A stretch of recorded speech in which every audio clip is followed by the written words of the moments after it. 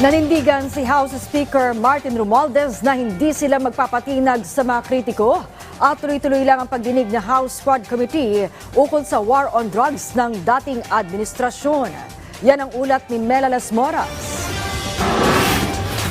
Umaasa ang ilang kongresista na tutuparin na ni dating Pangulong Rodrigo Duterte ang kanyang pangako na haharap na siya sa susunod na pagdinig ng House Quad Committee. Nitong nakaraang buwan, inimbitahan na rin kasi ng Quadcom si Duterte pero tugon ng kanyang kampo, bukod sa short notice, masama rin ang pakiramdam nito kaya't sa susunod na pagdinig na lang daw haharap ang dating Pangulo. Itinakda sa Huwebes ang ika-10 public hearing ng Quadcom at muli nang nagpadala ng imbitasyon ang joint panel kay Duterte. Ayon kay House Assistant Majority Leader Zia Alonto Adjong, mahalaga ang palabra de honor sa mga halal na opisyal ng bansa at kahit hindi na nanunungkulan ngayon si Duterte, hindi niya dapat biguin ang taong bayan. Tingin naman ni House Assistant Majority Leader Paulo Ortega, baka pinayuhan na ang dating presidente ng kanyang mga abogado na lumiban sa pagdinig para less talk, less mistakes. Kamakailan lang, humarap si Duterte sa hiwalay na pagdinig ng Senado ukol sa war on drugs kung saan inako niya ang buong responsibilidad sa naging bunga ng programa. Sa isang talumpati, iginit naman ni House Speaker Martin Romualdez na hindi sila magpapatinag sa pagpapanaig ng katotohanan at hustisya ukol sa drug war, lalo pat nasa tamang landas naman anya sila.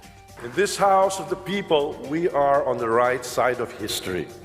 And make no mistake, no matter the challenges, no matter the opposition, we will stand our ground. Dahil unti-unti na natin nakikita ang liwanag at katotohanan, asahan natin na lalo pang titindi ang pag-atake sa ating institusyon, subalit hindi tayo matitinag. Hindi tayo papayag na muling bumalik ang panahon ng kadiliman at kasamaan.